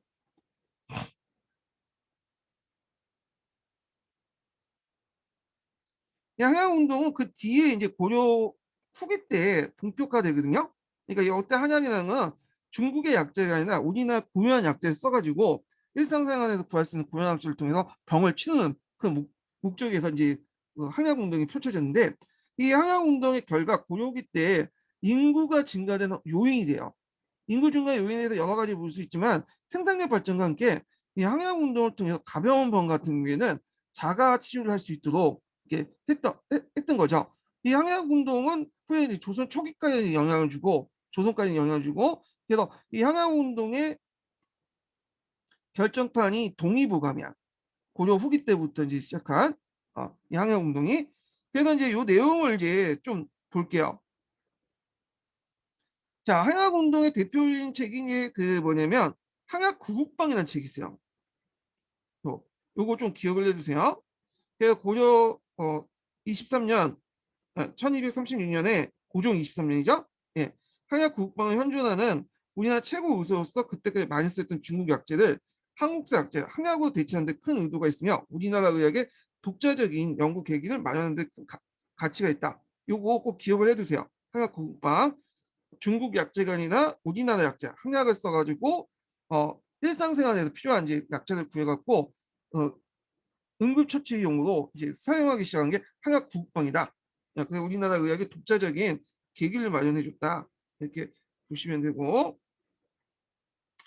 자, 그 다음에 이제 고려 시대 때 농업 기술은 이제 예전에 한번 제가 언급을 했을 거예요. 뭐 우경의 신경이 행해졌고, 우경의 신경은 뭐 신라 때부터 했고, 뭐 고려 때도 했고, 조선 때 했는데 이거는 점점 확대됐다 보시면 돼요.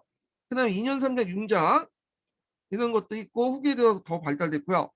그 다음에 이제 농사에서는 이남의 원의 농사 지표가 농삼 지표가 이제 뭐냐면 널리 농사 지표가 이제 널리 이제 뒷받침해 줬다. 뭐 이런 것도 있고 그다음 목련이 재배되기 시작했다.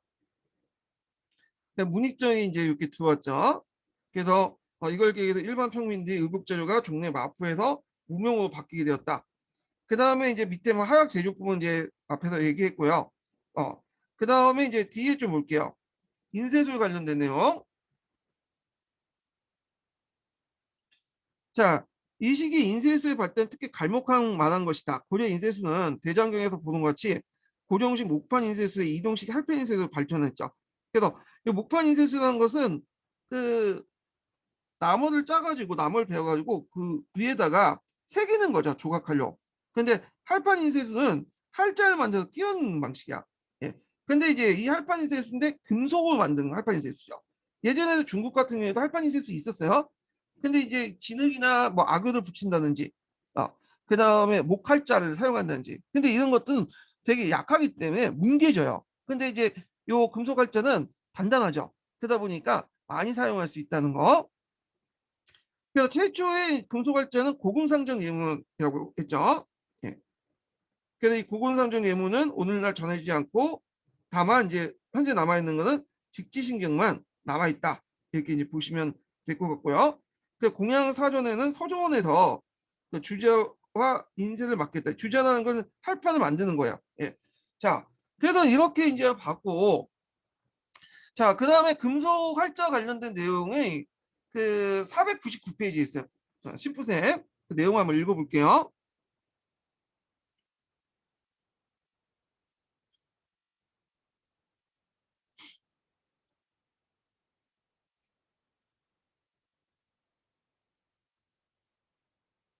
네, 490페이지 여기. 자, 여기 이제 금속 활자 관련된 내용이 있는데 활자는 앞에서 언급한 것처럼 그 송나라에서 처음 만들었어요. 활자 인쇄술 자체는요. 그래서 북송의 필승이라는 사람이 찰흙이나 활자를 만들어진 책을 인쇄를 했고 흙에다가 악을 붙여서 본의 활자를 이제 만들었죠. 요거는 뭐 세계사 교과서에 나왔죠. 근데 흙으로 만든 고니 활자는 내구성이 약해서 자주 일그러져 또한 활자를 판에 고정시키는 물질이 접착력이 약해져 자주 떨어지기 때문에 시용화가 실패됐고 그래도 이제 목활자를 만드는데 이 목활자도 마모가 심해갖고 이제 잘 사용하지 않았고요. 근데 우리나라는 이제 활자를 만드는데 이걸 금속 활자를 만들었죠. 이게 이제 만들어진 12세기, 13세기 정도 되는데 일단 금속 활자를 만들려면 그 몇 가지 기술적 전제가 있어야 돼요. 자, 우선 질기고 가는 깨끗한 양의 얇은 종이가 있어야 되고 그래서 이게 이제 될 수 있는 게 우리나라는 중국과 달리 당나무로 만들었어요. 이 당나무가 얇은 종이고 깨끗하고 예. 그 다음에 이제 이 당나무는 중국에도 수출했어. 자, 그래서 중국에서도 품질 높이 평가를 받았고요. 네, 첫 번째 기술적 전제죠. 자, 그 다음에 두 번째는 인쇄에 적당한 먹을 갖추고 있어야 돼. 예, 먹을. 그래서 우리나라의 고려에 이제 숭목은 그 유성목이 있는데 이게 품질이 인정받을 수 있었다는 거. 그다음 세 번째는 활자를 제조할 수 있는 기술이 필요한 거죠. 예, 금속 그 가공 기술들. 그래서 고려에서는 청동이 대량으로 생산됐으면 그걸 가공하는 금속 세공 기술과 청동 주조 기술이 있었죠. 이런 것들이 이제 축적돼서 또한 있었고 네 번째로는 활자를 판을 고착시키는 접착성 물질 개발도 중요해요. 기술적 전제 조건이. 자, 이러한 여러 가지 기술적 조건이 갖춰야지만 금속 활자의 어떤 인쇄가 가능하다는 거. 자, 거기에다가 이제 기술적 조건 외에도 이걸 만들거나 수요가 없으면 이게 필요 없겠죠. 근데 다양한 서적을 이제 뭐냐면 필요한 독서 계층들이 존재하고 있는 향리 같은 계층들이 존재해서 인쇄 기술을 발달했다는 거. 특히 이제 이게 고려 후기 때 금속 활자가 이제 쓰였던 이유가 이게 이제 플러스를 시키자면 그 당시 전후복구 사업도 관련됐다고 보고 있어요. 원나라 침입 이후에 이제 약탈되고 막 해갖고 막 무너지고 그러잖아요. 그러니까 이제 건물이라든지 다양한 이제 것들을 만들어내잖아요. 그럼 기술이나 이제 기술 서적 같은 것도 필요한데 근데 이런 것들을 이제 만들기 위해서는 기술 서적 필요하고, 이 기술 서적들은 일반 사람들이 잘 보지가 않아. 그러니까 그 종전에 목판 인쇄소 가지고 만들 수가 없어요. 단가가 안 나와. 근데 할자 인쇄소는 소량의 이런 소량 다종의 책들을 인쇄하는 데 되게 적합해요. 예. 그래서 전후 복구 사업에 필요한 여러 가지 기술이라든지 어떤 지식을 관련된 서적들, 전문가들이 보는 그런 소량 다종의 책들을 인쇄하기에는 요게 뭐냐, 금속활자가 딱 적합한 거야. 예. 요것도 하나 추가해 주시고요. 이거는 실제 국정교과서에 있어요. 교과서 지도서에 있어요. 예전에 제가 이제 얘기를 했는데 이 실제 국정교과서 교과서 지도서를 한번 보세요. 예, 내용이 되게 알차고 지금까지 인고 기출 나왔던 것들이 상당히 나와 있어. 그래서 뭐 예전 책이다 해서 뭐 시험 문제 안 나온 건 아니잖아요. 뭐 어차피 한국사는지 뭐 세계사는 그 뭐 개정판이 바뀌었다고 해도 실질적으로 이제 뭐냐면 내용 약간 추가하고 빼고 그 정도밖에 안 되기 때문에 예전 내용이 오히려 더 뭐냐면 내용이 많이 들어가는 부분이 있거든요. 그래서 찾아서 보시는 것도 좋을 것 같아. 최근에 나온 뭐 15년 개정이나 이런 것들만 보지 마시고, 예, 예전에 책도 시험 문제 나오는 부분 되게 많기 때문에 보시면 이 부분도 찾아서 보세요. 예. 자, 하여튼 이렇게 있고, 자, 그 다음에 이제 여기 나오면 이제 최초의 금속활자문이 이제 상경고궁 예문이라는 게 있죠. 인종 때 이제 최은희 등 여건 3정 예문 50건이 세월이 지나 책장에 떨어지고 글자가 결시되어 최충원 때 두불 서서 예간에 자기 한 분을 간직했는데 강화천대 한 분만 남게 돼서 주자로 다시 이제 28불 찍어서 여러 간소 간직한 내용이 있는데 여기가 이제 어디에 있냐면 동국 이사국집에 나와 있어요. 이사국집 동국 이상국집에 그 내용이 나와 있고요. 자, 그래서 이때 이제 뭐냐 금속활자가 쓰지 않았나. 예. 근데 금속활자 인쇄도 한전 신문은 우왕 3년 강기가 있는 백국화가상 초록 불조 직지 신체 요절. 길죠? 이게 풀림이야. 근데 이제 줄여서 직지 신체 요절이라고 하고 또 줄여서 직지라고 하죠. 그래서 이제 이 직지 신체 요절은 아까 얘기했지만 프랑스 국립도서관에 소장돼 있다는 거. 예. 요 정도 기억을 해두시면 되고 이게 금속활자 환조하는 남아있는 오래된 책이다. 예, 직지심체 요정. 자, 그 다음에 이제 그 밑에 있는 내용은 이제 각자 읽어보시고, 예.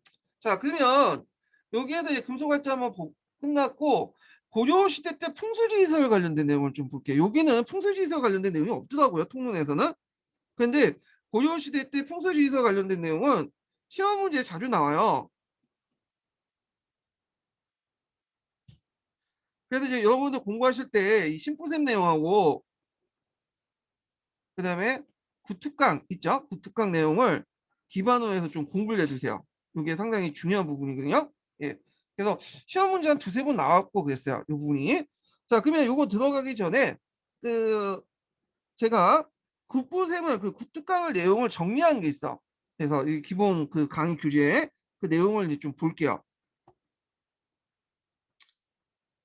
풍수지리설 관련된 내용을 제가 기본 강의에서 찾아갖고 좀 정리하고 내용을 이제 넘어가기로 했습니다. 예, 여기 있네.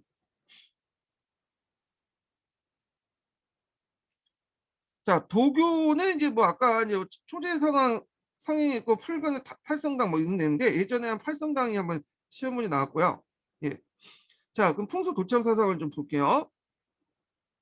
자, 우리나라 이제 특징 중에 이제 그 풍수상의 특징 두 가지 특징이 있다고 했죠.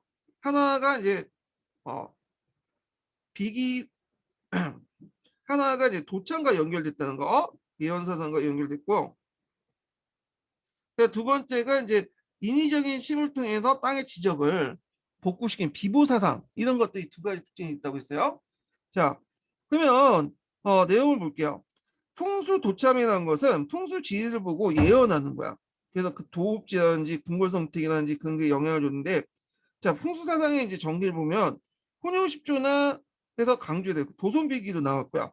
문종 때 한양 명당서이 등장해서 한양을 남경화시켜서 남경은 이제 소체 도시화를 추진했죠.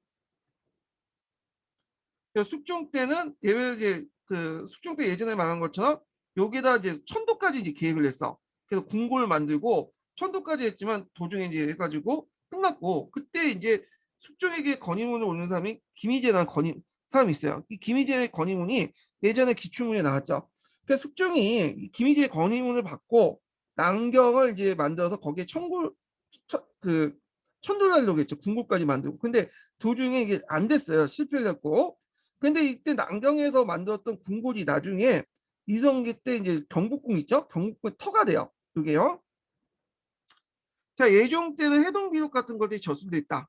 네. 근데 이제 도선비기나 해동기록 그런 책들은 지금 남아있진 않아요. 조선 초기 때 비기조 해갖고 다 없어졌어요. 다 불태 없어지고. 그 다음에 서강기치서가 그냥 서경천도가 북진정책에 기반이 되고, 남경기치서는 한양천도에 기반이 됐죠. 그리고 국민함께 보호가 천도견이라는 내용이 있어요. 그 내용이 남경으로 가자고. 자, 그러면 서강기치서와 남경기치서 밑바닥이 됐던 그 풍수 도참의 사상이 뭐냐면 직위세왕설이야. 예. 이 직위세왕설은 뭐냐면 원래 그 토지의 자연의 신 직위가 왕성하잖아요. 그 개경이나 이런 곳은 왕성했죠 예전에. 근데 이제 시간이 지나면 쇠퇴한다는 거야. 아무리 좋은 직위라도 쇠퇴하기 때문에 직위가 완성할 때 그걸 자리 잡은 왕조와 사람은 홍성하지만 반대로 쇠퇴하면 멸망한단 말이죠. 그래서 이걸 극복할 수 있는 방법이 뭐냐면 직위의 세상은 변화가 있기 때문에 유리한 곳이라도 시간이 지나면 불리할 수도 있기 때문에 국왕이 직위가 완성한 것, 그러니까 이제 그 직위가 많은 곳에 순주 찾아 돌아다니면 거기 거주할 필요가 있다는 거야. 예. 그래서 이제 이때 이제 더 나가서 이제 그 돌아가면서 각각 주거 돌아다니면서 거주할 뿐만 아니라 차라리 거기에 뭐냐 도읍을 정하자. 이런 게 나온 것이 남경귀지설과 서경귀지설이에요. 다 비슷한 논리예요. 개경의 지덕이 세웠기 때문에 이제는 좀 지덕이 강한 남경과 서경으로 수도를 옮겨야 된다. 그러면 36개국의 주변에 있는 나라들이 다 알아서 기어가지고 머리를 숙일 것이다. 뭐 이렇게 이제 주장을 했죠. 뭐 우청이라든지 뭐 뒤에 보호라든지 이런 사람들. 근데 이거는 이제 뭐랄까 정치적인 어떤 세신 목적도 있지만 대개 보면 일부 계층의 정치 야욕에 이제 시험수단으로 사용하죠. 대표적인 게 모청이 나는 거. 그래서 남경기치서와 서경기치설 바탕이 됐던 게 직위세왕설이라는 거. 좀 기억을 해두시고요. 자, 그 다음에 이제 비보사타설이라고 갖고 이제 아까쯤에 저번에 얘기를 했죠. 이 관련된 내용이 훈요 10조에도 나와 있고요.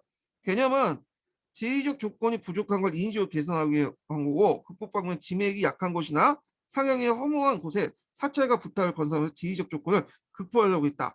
자, 근데 이제 이게 처음에 훈요 10조에서는 사찰의 남조를 막기 위해서 훈요 10조 도성이 정한 것만 이제 만들려고 했는데 실질적으로는 사찰의 남조가 발생해서 여러 가지 사회적 문제가 발생을 했죠. 자, 그러면 직위세왕설과 이제 비보사타설의 공통점이 뭐냐? 국가 개인의 기동 항목이 토지와 자연의 힘에 의해서 결정된다는 거. 자, 그리고 이제 고려시대 때는 과거 시험에 작가의 지휘업도 설치했고, 그다음에 지휘업과 관련된 풍수지와 관련돼서 삼천 비보 도감도 설치를 했어요. 예. 그리고 팔성당 아까 처음에 얘기했는데 팔성당은 도교하고 풍수지휘가 연결된 거야. 거기에다 이제 불교적 요소가 연결된 거죠. 모청의 건의도 이제 설치됐는데 인종 때 설치됐어요. 그래서 팔성당에는 뭘 모시냐? 그 당시 전국 각지의 산이나 이런 것들 모셔. 산에다가 보살이나 부처의 이름을 붙여가지고 이인화 시켜요. 그래갖고 모시는 것이 팔성당이에요. 여기 예전에 한번 기초에 나왔으니까 그 개념들 파악을 해두세요. 자, 그러면 이제 관련된 이제 교과서 관련된 내용 한번 읽어볼게요. 50페이지. 제가 여기 이번 시간에 다 끝내려고 하거든요. 고려시대를. 그 고려시대 관련된 내용을 다 끝나기 때문에 좀 약간 쉬는 시간 좀 뒤도 하고 먼저 다 하고 나서 좀 쉬기도 하죠. 자, 50페이지 보면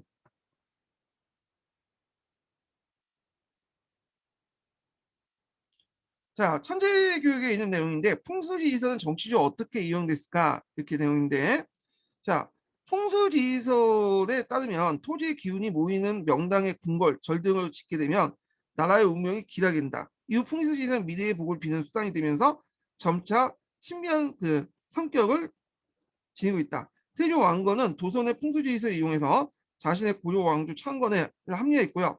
도선은 왕건의 아버지에게 풍수지리서를 따라 새로 지을 집의 구조를 알려줬고 이 집을 3안에 통합한 아들을 낳을 것이라고 예언하였다. 후삼국을 통일하는 왕건의 혼유십조를 사월 지을 때 풍수지리서에 따른 조항을 넣었다. 자, 근데 이 엄밀히 말하면 풍수지리하고 결합된 비보사찰 관련된 내용이에요. 예. 그러니까 풍수지리 자체보다는 풍수사상과 비부사상이 결합돼 갖고 도선이 정하는 곳에만 사찰을 지어라. 네, 이렇게 이제 넣었죠. 자, 풍수지리선 고려만에 수도를 옮기는 계획이 이용했다. 그래서 이제 이 풍수지리선이 남경기치선과 서경기치선인데 이건 지기세왕설과 관련된 풍수설 중에 자, 그다음 우왕 때 이런 유교적 논리와 현실적 필요에 천도 정수를 정하는 경우도 나타났다. 자, 요거 좀 기억을 해두시고 아마 이거는 이제 그때 남경을 수도로 옮겼는데 남경 같은 경우에는 남경기치서의 영향도 받았지만 요것도 필요했어요. 유교적 윤리나 현실적 필요에 따라서 천도자선을 이제 정하는 경향이 있었고 조선이 이제 남경 한양의 수도를 정할 때 논리는 앞에서 언급한 풍수지리설의 단결기치설이나 이런 거에 영향을 받는 게 아니에요. 이거는 현실적 필요에 따라서 만든 거야. 그래서 이제 요거는 좀 달라요. 한양을 적는 거는 낭령기치설이 아니라 현실적 필요에 따라서 이제 만들어진 거다. 왜냐하면 그 한양이라는 것이 딱 국토의 중앙에 있고 또 물길도 한강의 물길도 이제 이으면서 수원의 교통의 요지죠. 그건 현실적 필요에서 정한 거지. 낭경기치설이나 뭐 이런 풍수도점에서 정한 건 아니에요. 뭐 논의 과정에서 그런 얘기는 있었지는 몰라도 최종적 결정은 현실적 필요에서 정한 거죠. 네, 항량을 정한 거는 이 부분은 제가 조선사 내용할 때 좀 얘기를 할게요. 그래서 예전에는 남경기지설이 조선의 항양을 수도 정하는데 큰 영향을 미쳤다. 잘못된 어떤 그 내용이 있었는데 이게 요즘에는 교과서 수정이 되고 심부셈이라든지 교과서는 그런 내용이 쫙 빠졌어요. 예. 자, 그래서 이제 이렇게 있고 관련된 내용을 이제 풍수지리설 부분을 또 포셈에서 한번 찾아서 볼게요. 509페이지 보세요.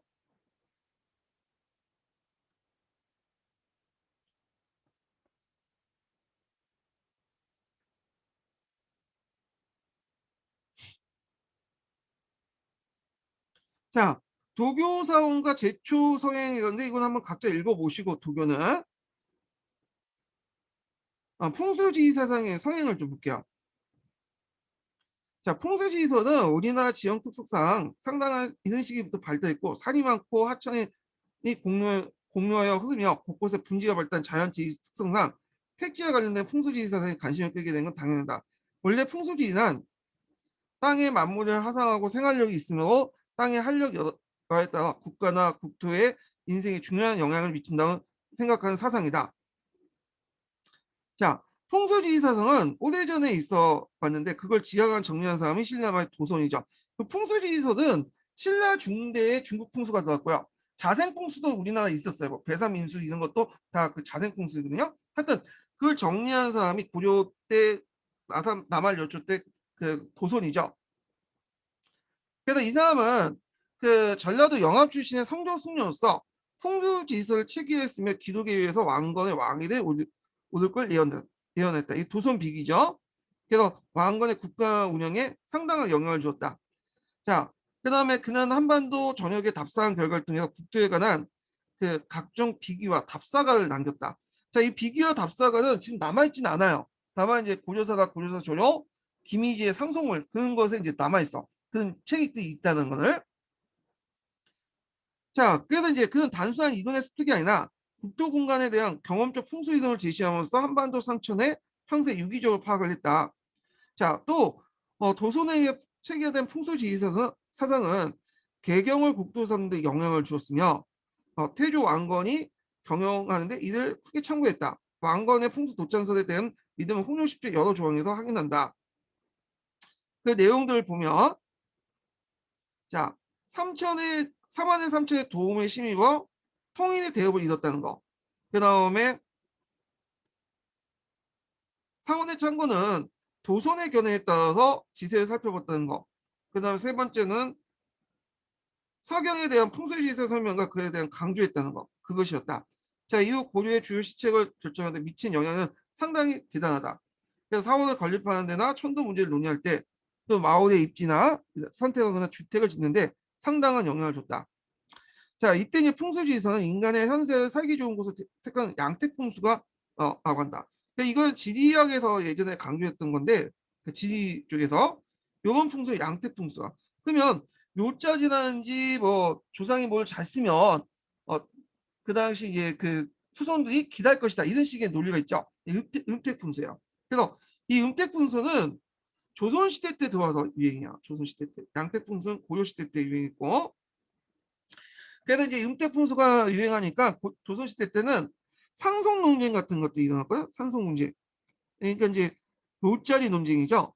그래서 묘자리를 정하에 따라서 그 후손들이 기다릴 수 있고 흥할 수도 있기 때문에 남의 묘자리를 가지고 자기 조상의 묘자다 우겨하면서 거기에 자기 모지를 쓰려고 했던 논쟁도 일어나요. 그것 때문에 뭐 칼부림까지 일어나고 하여튼 문제가 있었어. 양반 그 사대부 집안 내에서요. 자, 그래서 음태풍수나 양태풍수나 약간 뭐랄까요? 좀 약간 비합리적이고 미신적 요소가 많지만 그래도 좀 합리적인 요소를 따지자면 그 음태풍수보다는 양태풍수가 좀 합리적이에요. 예. 자, 그 다음에 이제 보면 풍수지리설 지방 지리설도 많이 가능되는데 삼한회토기, 송악 명당기, 도선 답사가, 삼각사 명당기, 신진비사, 도선 밀기, 그다음 오륜기가 있고 그다음 예종 때 풍수지리에 대한 집중된 해동비족이라는 책이 있는데 이런 책들은 지금 남아있진 않아요. 그런 책들이 있다고만 전해지고 있죠. 이런 책들은 고려 초기 때 태종 때 비기를 다 없애라고 해갖고 다 불타 없어졌어.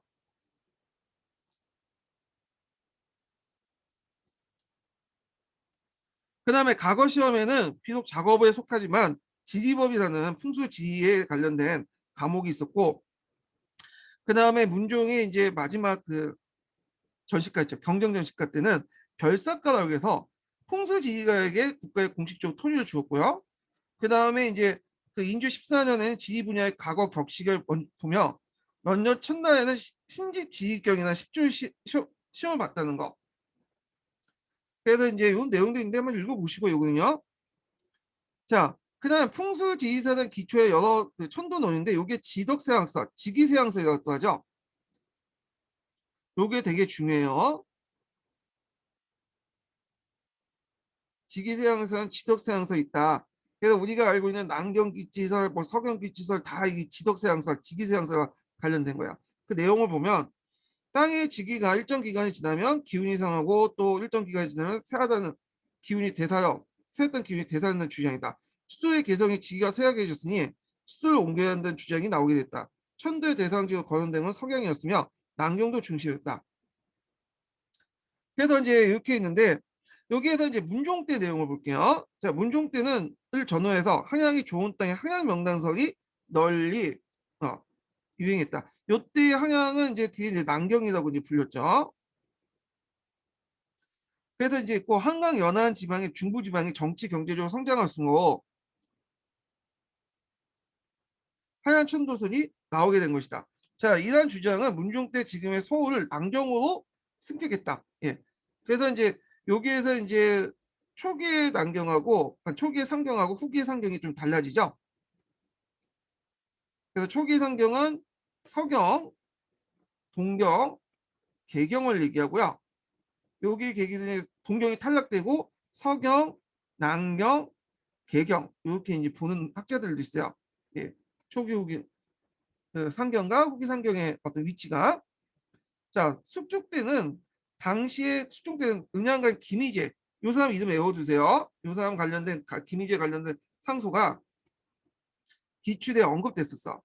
여기 그래서 김희재는 난경을 세워 국왕의 수행하고 머물면 국가 사직이 크게 융성할 것을 주장했다. 그건 이제 아까 언급한 것처럼 개경이라는 것이 기가 쇠퇴하기 때문에 난경이 지금 기가 올라가기 때문에 거기에 난경의 수도성을 정하고 거기에 궁궐을 마련하면 뭐냐면 기가 국가가 사실 크게 융성할 것을 주장을 했고 그래서 이제 숙종 때 6년에는 수도를 옮기는 작업을 하게 돼요. 난경 개창도감을 설치해서 난경의 후보지를 몰색했다 이렇게 있는데 이때 이제 뭐 한양이 대표적인 이제 그 당시 난경이겠죠. 예.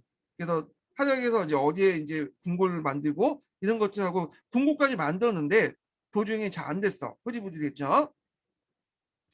자, 그다음에 풍수지리설과 연관돼서 가장 큰 사건은 모총이 주장한 서경천도 운동이다. 그러니까 풍수산 개성은 주위의 산을 조밀하게 둘러싼 장풍인데 반해서 평양의 대동강이 큰 강하면 득수의 구문이 있다. 그래서 대하세라고 하죠. 근데 제가 이제 풍수 잘 몰라가지고 대하세가 어떤 건지는 잘 설명 못 드리겠어요. 하여튼 당시 이자계의 난으로 개경 궁궐이 전소되어 잦은 천재지변이 일어났으며 또 대의적 금의 묘와 송을 토벌하여 고려의 위협을 하고 있었다. 자, 이를 구시로 모총은 서경천도를 주장했다. 그래서 서경의 이마영을 대하세의 지점이며 이곳에 궁궐을 세우고 천도하면 천하를 병합할 수 있고 금나라도 항복할 것이라 주장했다. 자, 묘총의 천도론에 따라서 이제 인종도 동조했으나 문벌기주의 반발로 좌절되자 묘총은 서경천도 성경에서 반란을 일으켰다. 자, 그다음 우리나라 풍수지의 또 특징이 도참사상과 연결됐다고 했죠. 예언사상과. 그래서 엄청난 반환을 일으켰는데 도참은 그림이나 도식을 보고 앞날을 예언하거나 소문 유언에 따라 퍼뜨려 미래를 예견하는 것이다. 도참 사상은 인간 생활의 기능항복, 기능하복, 흥망성쇠에 대해 예언 또는 징조를 이루는 것이기에 도참 사상은 정치 사회의 혼란을 극심할 때 주로 나타났다. 그래서 모총의 성형천도 운동은 풍수지성과 도참 사상이 결합된 정의 대표적인 사건이다. 또 이후 풍수 도참은 여전히 영향을 발휘하고 무인 집권기의 왕실에 대한 영기 궁궐로서 삼서궁을 경영했다. 이 삼서궁도 뭐 하는 거냐면 우리가 이궁이라든지 정궁이라는 개념 있잖아요. 조선시대 때. 그래서 정궁은 이제 우리가 이제 알고 있는 이 법궁이죠. 이걸 법궁. 예. 자, 이거는 이제 우리가 이제 경복궁을 그 정궁이라면 이궁은 창덕궁하고 경복궁이 이제 창덕궁하고 어 어디죠? 창덕궁과 창덕궁, 창덕궁 이런 데는 이제 이궁이라고 하잖아요. 창경궁 이런 거를 그래서 창경궁을 이궁이라고 하고 있는데 그래서 왕이 이제 궁궐을 하나만 만드는 게 아니라 이궁처럼 두세 개를 만드는 거예요. 예. 그래서 왜 그러냐면 여러 가지 이유가 있어요. 근데 풍수지리상의 이유를 따져보면 왕이 한 곳에 머물 경우에는 한 궁궐에 머물 경우에는 그 기가 지가 나중에 쇠퇴한다는 거야. 그래서 왕이 한 개 궁이 아니라 여러 개의 궁을 돌아다니면서 머물러야 된다. 이런 논리에서 그 당시 정궁 외에도 이궁을 만드는데 그다음 고려시대 때는 만월대가 이제 뭐냐면 전궁이었어요. 근데 만월대 외에도 두 개의 궁궐을 더 둔 거야. 자, 이런 것들은 그 앞에서 언급한 직위세왕설과 또 관련돼 있다는 거. 예, 요거 좀 기억을 해두시면 될 것 같고요.